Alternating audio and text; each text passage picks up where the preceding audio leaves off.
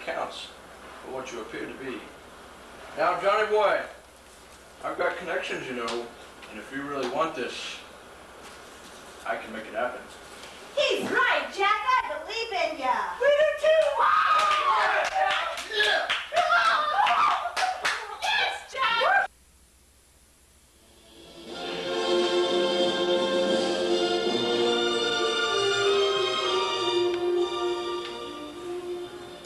Good evening and welcome to another exciting edition of Masterpiece Theatre. As you know, this is your good friend, Vladimir Dushkovsky, bringing you another rendition of Masterpiece Theatre. Today we will explore the trials and tribulations which led up to the inauguration of John Fitzgerald Kennedy. One of the more humorous events was the American people's fear of the Pope controlling the United States government.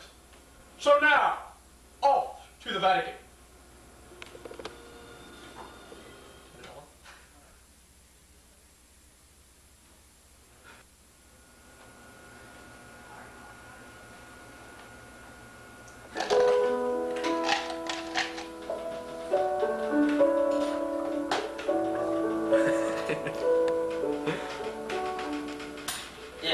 All right, listen. The Pope wants 3 pizzas, 2 with extra cheese, 1 with extra pepperoni. You got it? All right. Look, I got another call. You hold.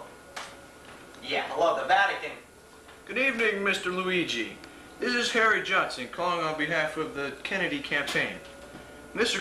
Kennedy would be grateful if the Most Reverend Pope John Paul II would send a note to his campaign office to assure the American people that he does not intend to control our government in any way. Yeah, all right, hold on, let me find out. Anyway, yeah, you know Jack Kennedy stateside? Yeah, he wants a letter from you saying about something about, you know, the presidency, something like that. What do you think?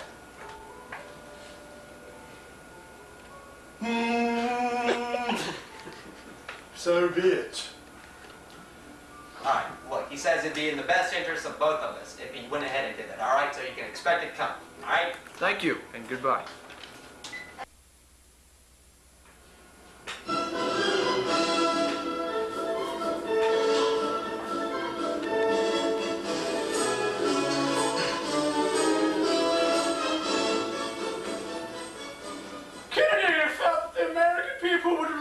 Better if he showed aspects of his stability as an ideal family man.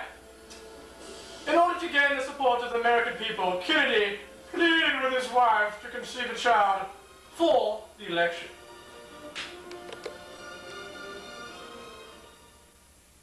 This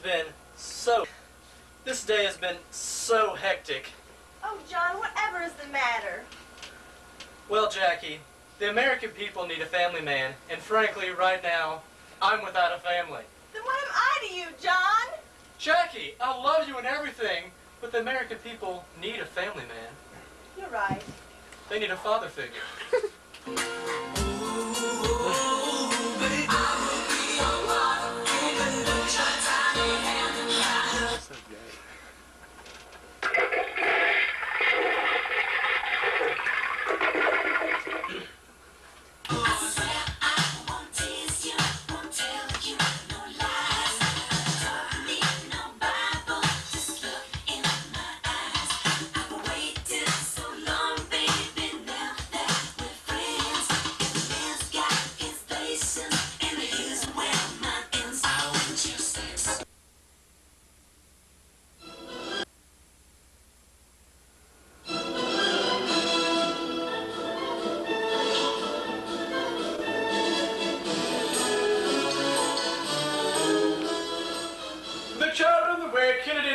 His first obstacle, winning the Democratic nomination. Now it's time for the presidential debates. For the first time ever, the debates were held on television. People who listened on the radio thought Nixon had won because his voice was so resonant and projecting. But those who watched on the television felt quite the opposite. Kennedy's good looks and dynamic speaking ability overpowered the rough and unshaven Nixon. Nixon, with his constant stuttering, lost the debate eventually by 0.5% of the popular vote.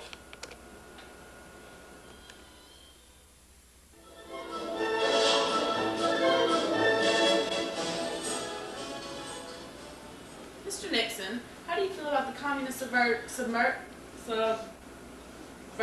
in the United States?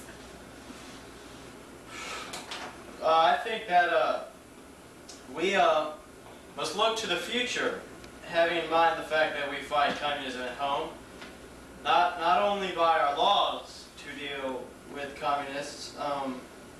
The few who do become communists and the few who do become fellow travelers, but we also fight communism at home by moving against those various injustices which exist in our society, which a communist feed upon. And is that connection, I again would say that while Senator Kennedy says we are for the status quo, I do believe that he would agree that I am just as sincere in believing that my proposals for federal and educational, my proposals for health care are just as sincerely held as his. Thank you. Mr. Kennedy, how do you plan to get America back on its feet and moving again? Well, frankly, I don't believe in big government, but I do believe in effective governmental action. And I think that's the only way that the United States is going to maintain its freedom. It's the only way that we're going to move ahead. I think we can do a better job. I think we're going to have to do a better job if we're going to meet the responsibilities which the time and events have placed on us. We cannot turn the job over to anyone else.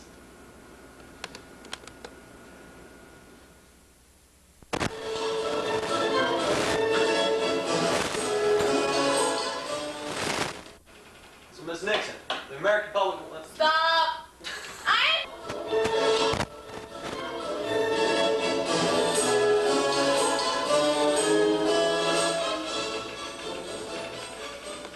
Ms. Kennedy, what the American public would really like to know is, how do you feel about the,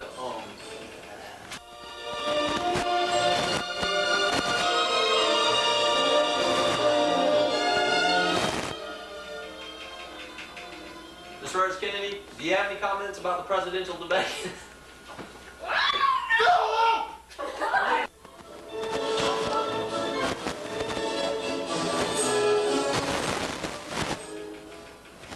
Ms. Rose Kennedy, do you have any comments about the presidential debate? Well, I don't know, but I sure do feel bad for that Nixon's mama. He made such a check out of himself that debate.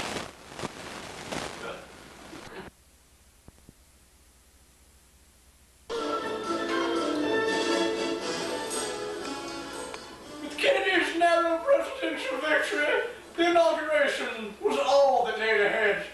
Speculations began to fly, and rumors of his affair with Marilyn Monroe began to arise.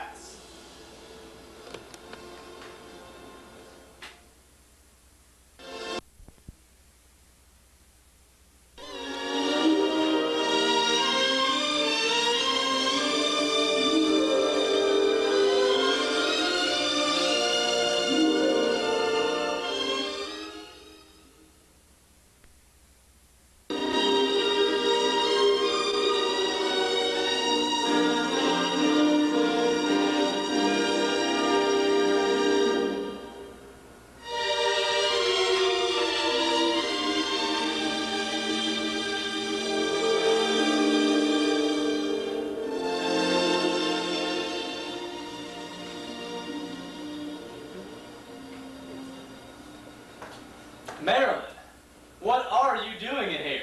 Did you call me to your office? Yes, but not now. Well, I can't wait till tonight. I need you now.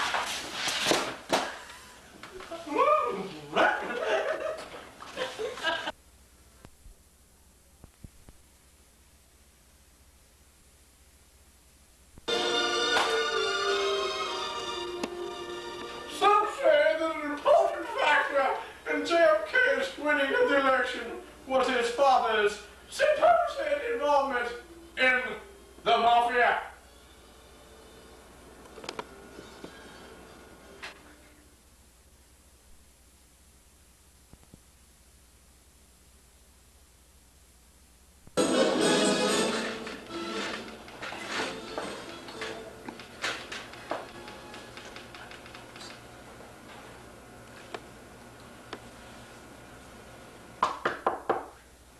in. Ah, Mr. Pacelli. To what do I hold the pleasure of this unexpected visit? Let's make this brief. Nobody wants Kennedy to be president, and it's bad for business. So either you stay out of the election or you and the kid could get hurt. Are you threatening me? Kennedy's going to win that election tomorrow, whether you like it or not. And that's a promise from me to you. Mr. Scarponi?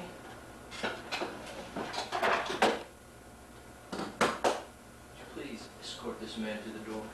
With pleasure.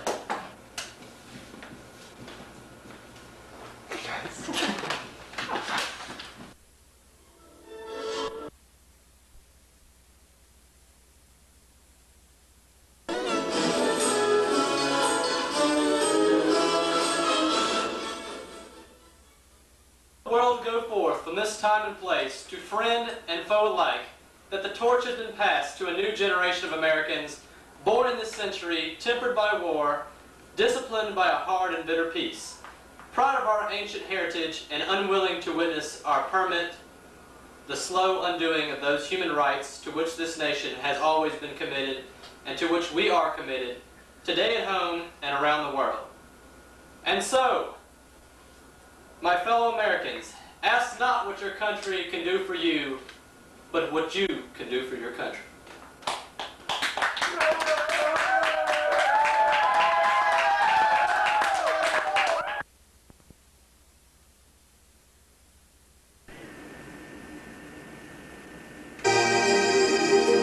Don't let it be forgot that once there was